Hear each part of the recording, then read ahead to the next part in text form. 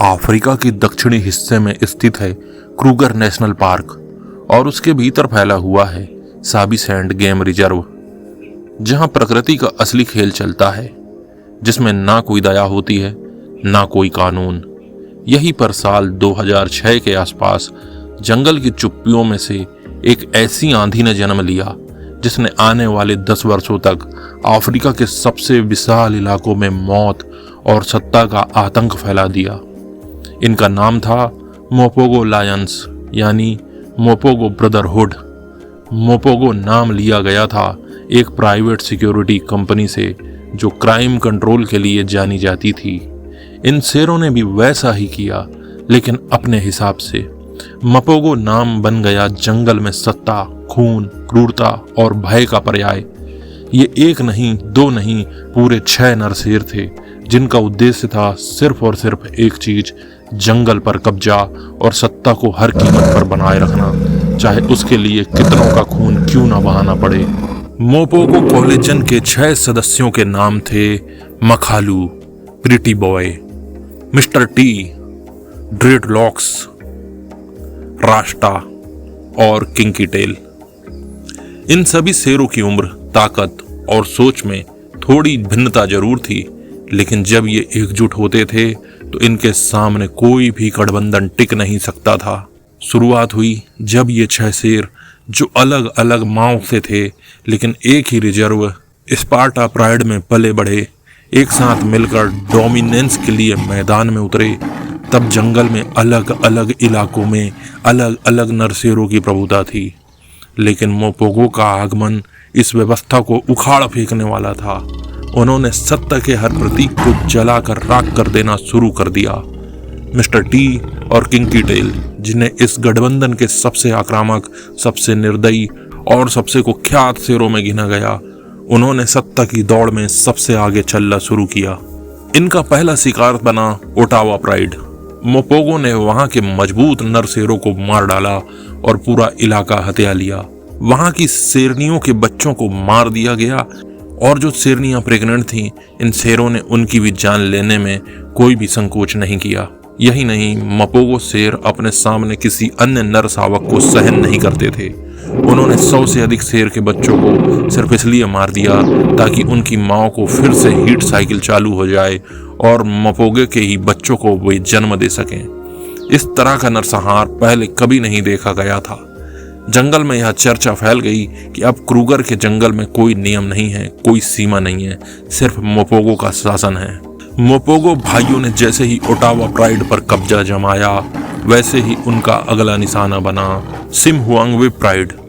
जंगल में अब शेरनियों की अपनी दुनिया थी, लेकिन मोपोगो की क्रूरता ने हर उस नरशेर को मिटा दिया जो उसके रास्ते में आया।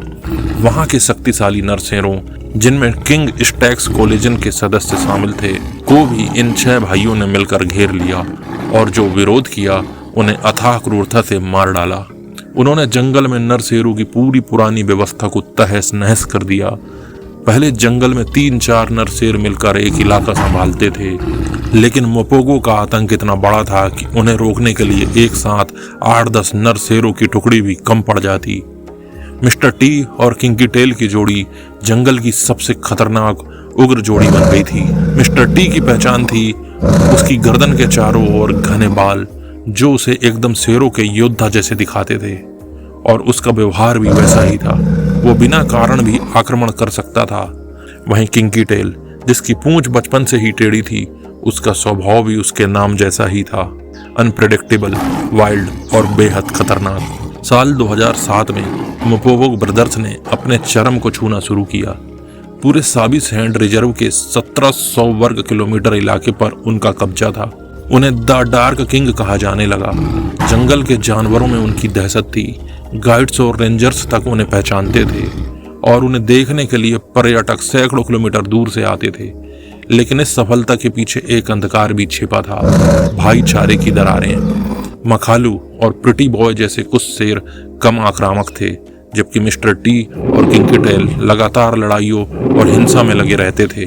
धीरे धीरे 2 गुट बनने लगे, एक जिसमें मिस्टर टी और किंकी टेल थे और दूसरा जिसमें बाकी 4 भाई थे।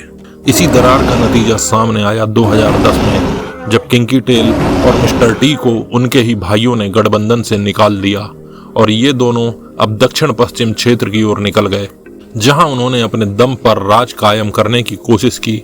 लेकिन जैसा कि जंगल का नियम है, एक बार आप अकेले हो गए तो दुश्मन आपके हर कदम पर नजर रखते हैं। एक दिन किंकी टेल को मझिंगल्यान कोलिजन के 4 जवान और तगड़े शेरों ने घेर लिया। ये कोलिजन बहुत ही शातिर और संगठित था। किंकी टेल ने जान बचाकर भागने की कोशिश की, लेकिन उसे पकड़ लिया गया और जंगल के बीचों बीच उसकी गर्दन तोड़ दी गई। कहते हैं मझिंगल्यान ने उसकी जिंदा हालत में रीढ़ की हड्डी तोड़ दी थी और मिस्टर टी दूर से यह सब देखता रहा, मजबूर लेकिन प्रतिशोध से भरा हुआ। किंकी टेल की मौत मिस्टर टी के लिए एक ऐसा मोड़ थी जिसने उसे और अधिक खतरनाक बना दिया। अब उसने अकेले ही मझिंगल्यान कोलिजन से टक्कर लेने की ठानी और पूरे दक्षिण पश्चिम जंगल को फिर से कब्जे में लेने की योजना बनाई। यह जानकर मखालू और प्रिटी बॉय ने भी अपने हिस्से की लड़ाइयां शुरू कर दी और पूरे साबी सैंड में मोपोगो बनाम बाकी सभी जैसे युद्ध छिड़ गया। जंगल अब 2 हिस्सों में बंट चुका था। एक तरफ नए युवाओं के गठबंधन थे, मझिंगलान, सेलेटी, मटिम्बा, और दूसरी तरफ मोपोगो, एक छाया जो भूत की तरह जंगल में घूम रही थी, एक एक कर हर कोने से मिटा रही थी हर उस जानवर को जो उनके रास्ते में आता। किंकी टेल की दर्दनाक मौत के बाद मिस्टर टी के भीतर जो ज्वालामुखी फूटा, उसने पूरे जंगल की हवा को बदल दिया। अब यह केवल एक शिकारी शेर की कहानी नहीं थी, यह बन चुकी थी प्रतिशोध की एक महाकाव्य कथा जो जंगल की रेत पर खून से लिखी जा रही थी। मिस्टर टी, जो कभी मोपोगो का सबसे बेकाबू और सबसे खतरनाक योद्धा था, अब एक अकेला भूत बन चुका था जो दिन में छिपता और रात में घूमता, सिर्फ एक मकसद लिए, मझिंगल्यान कोलिजन को मिटा देना। लेकिन अकेले किसी भी शेर के लिए 4 मजबूत और युवा शेरों की संगठित सेना से टक्कर लेना नामुमकिन जैसा था। फिर भी मिस्टर टी ने शुरुआत की। वो छिप छिप कर उनके इलाकों में घुसता, उनकी शेरनियों को डराता, उनके बच्चों को मार देता और अपने पंजों से उनके इलाके में अपना निशान छोड़कर उन्हें चुनौती देता। इधर दूसरी ओर मखालू, प्रिटी बॉय, डेडलॉक्स और रास्टा, ये 4 मोपोगो शेर अब उत्तरी क्षेत्र में फैल गए। उन्होंने नॉर्दर्न साबी सैंड पर कब्जा किया और वहां के 2 प्राइड्स को अपनी सत्ता में ले लिया। लेकिन उनकी शक्ति पहले जैसी नहीं थी। वे अब बूढ़े होने लगे थे। उनके गठबंधन में पहले जैसी यूनिटी नहीं रही थी। मखालू, जो उम्र का सबसे बड़ा था लेकिन राजनीति में सबसे चतुर, उसने जंगल की नब्ज को पहचान लिया था। अब लड़ने से ज्यादा दिमाग से बचाव करने का समय था। मिस्टर टी ने तब कुछ ऐसा किया जिसे जंगल आज तक नहीं भूला। उसने अकेले ही एक पूरी प्राइड पर हमला किया जिसमें मझिंगलान की संतति थी। उसने 5 शावकों को मार दिया और शेरनियों को घायल कर दिया। मझिंगलान के शेर आग बबूला हो उठे। उन्होंने मिस्टर टी का पीछा किया, लेकिन वो हर बार फिसलकर बच निकलता। यह खेल महीनों तक चला। एक अकेला जुनूनी शेर पूरे गठबंधन को रात की नींद हराम कर देता था। मगर हर वीरता की एक हद होती है और हर प्रतिशोध की एक कीमत। वो दिन भी आया जब मिस्टर टी को आखिरकार मझिंगल्यान ने चारों तरफ से घेर लिया। ये वो समय था जब मिस्टर टी एक मादा के साथ मैटिंग कर रहा था। वह स्थिति असहाय थी और 4 मझिंगल्यान शेरों ने उस पर टूटकर हमला किया। फिर भी मिस्टर टी ने हार नहीं मानी। उसने 3 घाव देने के बाद चौथे को गर्दन से पकड़ लिया, लेकिन संख्या बल के आगे वीरता हार गई। मिस्टर टी को किंकी टेल की तरह ही पीठ से काटा गया, रीढ़ की हड्डी तोड़ी गई और जिंदा चबाया गया। उस क्षण जंगल ने एक सदी का अंत देखा। मोपोगो के सबसे डरावने शेर की मौत, बिना रोए, बिना झुके, अंतिम सांस तक लड़ा। जंगल में कुछ गाइड्स ने बाद में कहा, उस दिन जंगल की हवा में मौत की गंध नहीं थी, बल्कि सम्मान की गूंज थी। अब बचे थे 4, मखालू, प्रिटी बॉय, डेडलॉक्स और रास्टा। प्रिटी बॉय पहले ही गठबंधन से अलग हो चुका था और अकेला भटकता रहा। रास्टा और डेडलॉक्स को सेलाटी कोलिजन ने चुनौती दी।